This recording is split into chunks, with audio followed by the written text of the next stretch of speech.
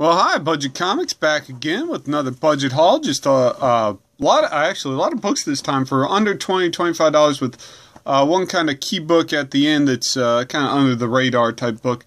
We're going to start though. I love these Bowen busts, and you can actually find some good deals online and some decent auctions. This is the Abomination. This I think with shipping cost me $26. Like I said, there's a ton of these out there. You can find for under $30 to $35 of various characters. I like these bigger busts. I just enjoy them.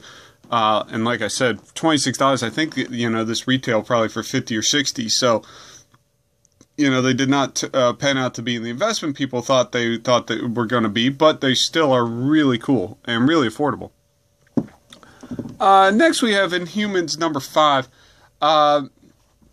I only bring this up if you're one of those who still follow the Agent Carter series. I kind of like it, to be honest. It's just different. I like different. I know it's not doing the best ratings-wise, but there's a character on there that apparently went to the Red Room, which the Black Widow did. And this is a speculatory book, but that character could be Yelena Bolev, who was the second Black Widow, who appears here. And in comic continuity, she comes after the current Black Widow, Natasha Romanoff. But they could flip it around for the TV series. So this is just a book to be on the lookout for. This is like a $2-3 book at a decent price comic book store. This being the Inhumans series, someone could jack it up to $5 or $10. But it just might be worth the pickup. Next, Amazing Fantasy number 1. I think this is volume 2, maybe. This is the first appearance of Ariana. I'm not sure how to pronounce it. She becomes Arachne, like Spider-Girl, I guess you would say. With the Marvel Universe restarting and their push to both female characters and ethnic characters, you could possibly see this character getting some more push. She was part of Young Allies and things like that, but you could definitely see this character getting a push. And again, this isn't necessarily about speculation about books going up and being good investments. It's just one thing I noticed is once a character does pop up, the book becomes extremely expensive nowadays. So these might be books, a lot of these books I'll highlight are just books to maybe pick up just in case they get hot, so you're not paying a lot of money for them. But if you happen to like these characters, there's a possibility they could pick up. Another one, this is Excalibur 86. This is the first appearance of Pete Wisdom. He's just one of these under-radar fan favorite characters. This is like a $2 book. Well worth grabbing if you see it. He seems to pop up from time to time. Again, if you're a fan of this character, who knows what the future might hold for him. So if you like him, I'd pick him up now. This is Ultimate 2 number 6. This is the first appearance of Ultimate Defenders. Again, with the Marvel Universe restarting and possibly the Ultimate Universe ending and some characters getting tied into whatever will be current Marvel continuity. This might be the Defenders we see with the Defenders TV show coming up that features Power Man. That may feature Power Man, apparently. And there's also Hellcat as a part of this as well, and Valkyrie. This might be something worth picking up. It's actually kind of a funny story. These Defenders are kind of losers. It's one of those great single-issue standalone stories anyway. But well worth the pickup. This is the Adventures of Superman number 518. This is the first appearance of Alpha Centurion. And again, with this Convergence storyline, this is a character that might pop up. This is a 50-cent dollar bin book right now. But he might pop back up. They're taking 0-hour characters and bringing them back. And they tried to give this guy a push in the mid-90s, and it just didn't work. But, again, if you're a Superman fan, he has a small role in the Superman mythos. Worth looking into. New Mutants number 10. This is the first appearance of Selene. the Black Queen, who's a fairly major X-Men villain, but this is like a $2 book. She was part of that whole Necrosha X or X Necrosha, however that was stated, storyline a few years back. It always shows up from time to time, and again, to get a B plus, A minus X-Men villain for under a couple dollars is well worth grabbing. This is Fury Firestorm number 17. I think I've seen this a couple of times.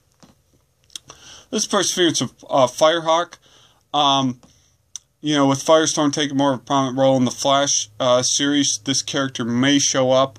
But if not, she's a cool character. And like I said, to find even C minus, CC minus characters at a decent price, this is a couple dollars. It might be worth grabbing. So if this is a character you remember and you liked her, worth picking up. I always like to spotlight a few death issue or a couple deaths.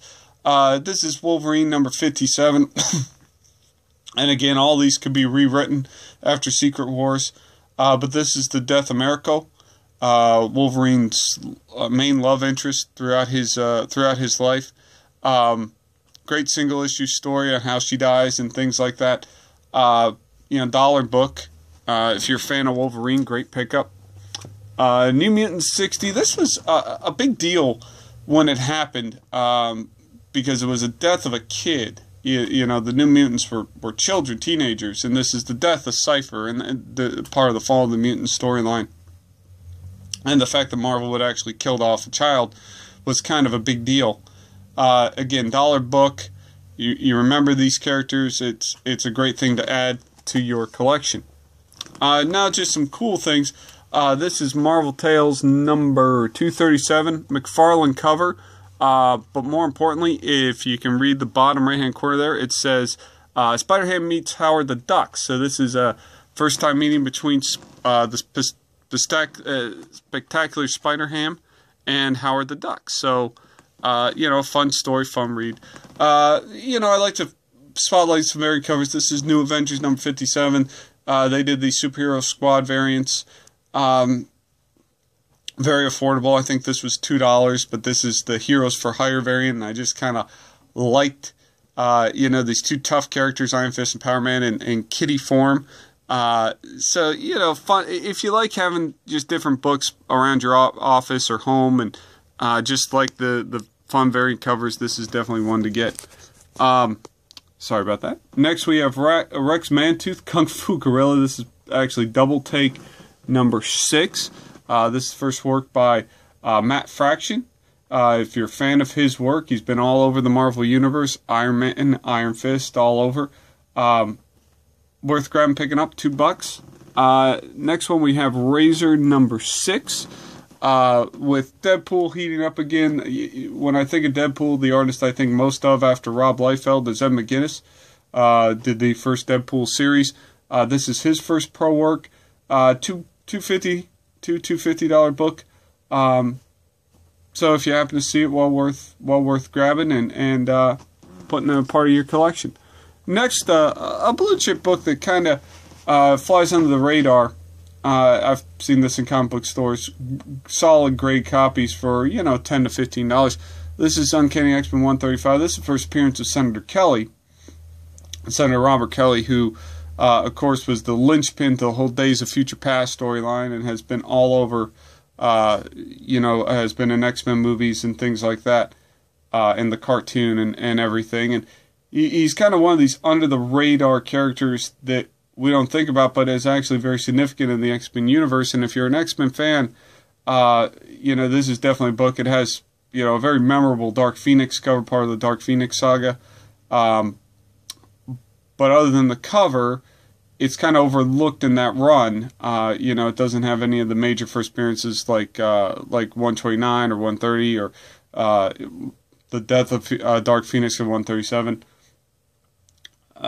So well worth grabbing if you happen to see it. Again, if you're an X-Men fan, even though he's not a mutant, he's not a superhero, he's played a huge role in almost every form of the X-Men, whether it's comic, cartoon, movie, or whatever.